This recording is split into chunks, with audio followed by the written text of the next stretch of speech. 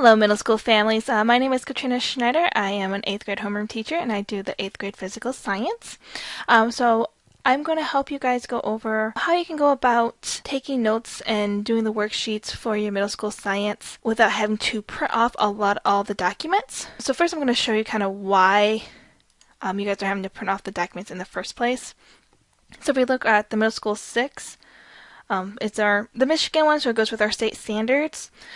So the first couple units here are from physical science, then we go into some life science, and then the rest of this here is earth science. And at the same time, if we go down here to Michigan Science 7, so for the 7th graders, we start off with life science, and then do a little bit of earth science here. And then the last couple units here are earth science. So normally you see that here we have like the earth science course, we have the life science course, and we have the physical science course. So because the way our state standards are set up, what K-12 did for us was to take parts of each of the courses that you would cover in middle school and actually line them up to our state standards. But by doing such, we get rid of the actual workbooks that come with those courses. So let me go ahead and I'll pull open one of the units here and I'll show you. So it's going to do the domains of life. Okay, so as you go through your lesson, you get up to this point where it has the different worksheets for you guys to complete. When you can download them, instead of going through and printing this off, I'm going to show you how you can use just regular notebook paper to do the work and how to write it out so that you can keep track of which unit and lesson it went with. Okay, so here I have my notebook, and on the top here I'm going to write the title of the page. Okay, so here I have the title of the worksheet,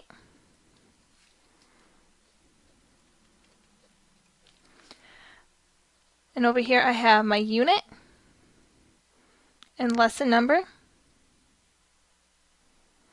You can shorten that to 1.5 if you like, or whatever abbreviation you want to use so that you know which unit and lesson the paper is out of. And now if we look at our paper, we notice that if we read through here, we're only actually answering a couple questions. So we're using the key at top to figure out what the organisms down below are.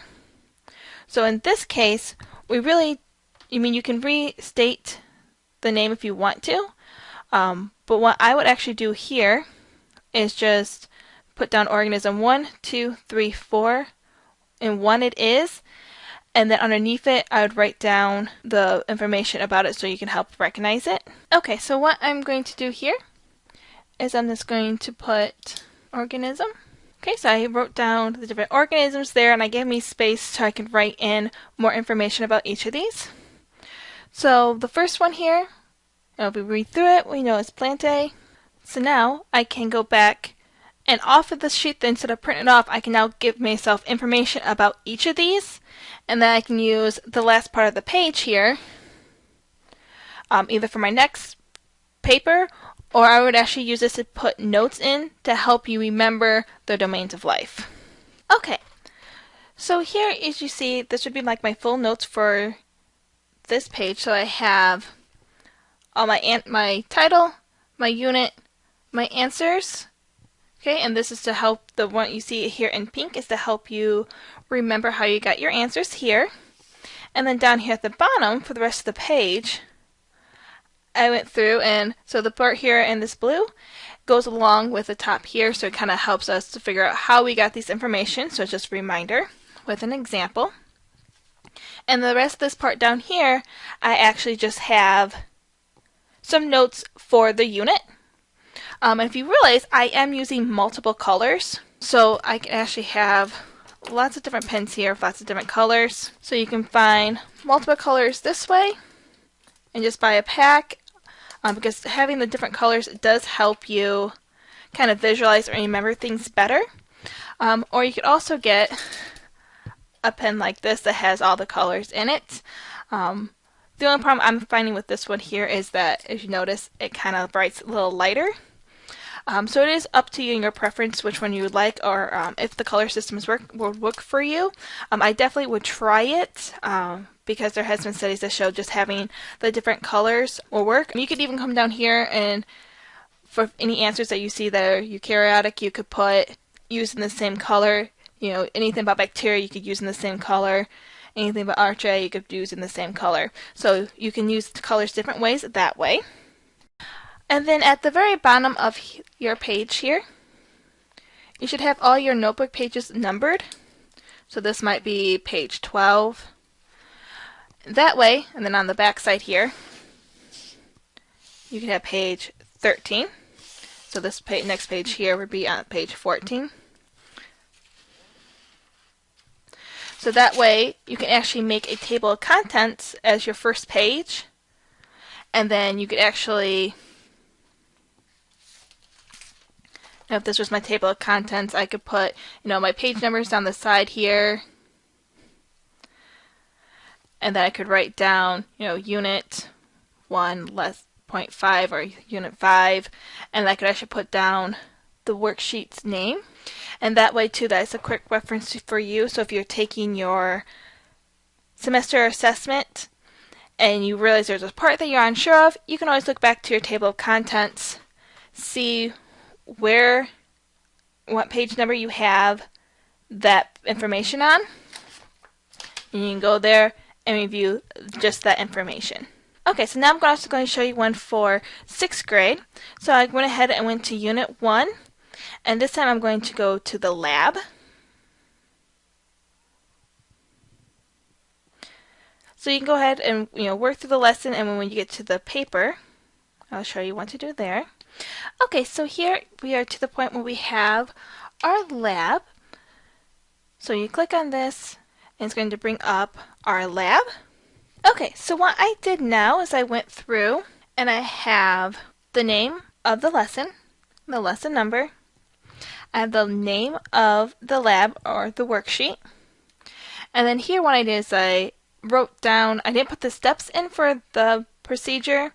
What I did do is write down anything that we had to write down or keep track of. I went ahead and wrote those down, so I have room here to write down my hypothesis. And then I have the information that I need for my table 1, and then my table 2. And then down here at the bottom, I have space to write the answers for my analysis for question 1 and 2. And then I also put an arrow at the bottom here to show me that there's more on the back side. What you might want to do is not actually put in the numbers until after you wrote in your first answer so that you know how much space to give you. And you can either write the question out and then answer it, or you can just restate the question as you're answering it. That's the one I would recommend. That way when you are using this as a study guide, you can just read it instead of having to look back up the question. This way you have the answer and you know what the question was because you had restated. So then on the back side here, I have my other 2 questions that I have my answers for, and then I have space here to write my conclusion. Okay, so here I went ahead and I filled in our hypothesis. I went through and I did the experiment. So I wrote down how many washes I had how many degrees of amplitude I had. I filled in my data tables. So I did experiment 1, and then I did table 2. And at the bottom, I had my answers. So you realize for anything that dealt with table 1, I did in the same color. Anything that dealt with table 2, I did in the same color. And then on the back here, once again, anything that had to do with table 1 or part 1 experiment, I did it in the same color. I carry that over here as well. And then I had my conclusion. So in the conclusion, I just talked about what went on, and then always remember that the last little part should be about your hypothesis. So always come back to that at the end. Okay, so that is one way for you guys to take notes. If you would like to, you could also do it in a Word document, and then you could save it to your desktop. Okay, so if you wanted to save this on your computer instead of writing it all out, one thing that I would recommend is having a folder on your desktop and labeling it science. So this would be a folder. So you'd have one folder as science, and then you'd have a subfolder in that. And you could have those each as Unit 1, Unit 2, 3, 4, and 6. If you realize there's no Unit 5 because that's going to be your semester assessment. So it's just the online assessment. So you don't need a folder for that one. And then underneath each unit, you can have each of your files that go over anything from lesson 1, anything from lesson 2, anything from lesson 3, so that if you do ever have a question about a certain unit, you have it organized so you can find it easily.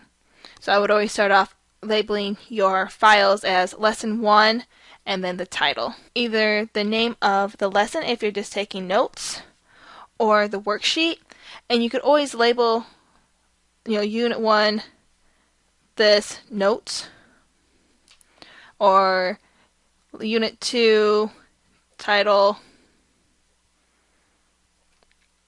worksheet. So that way you know exactly if they're notes that you took or if it was the worksheet that you worked on.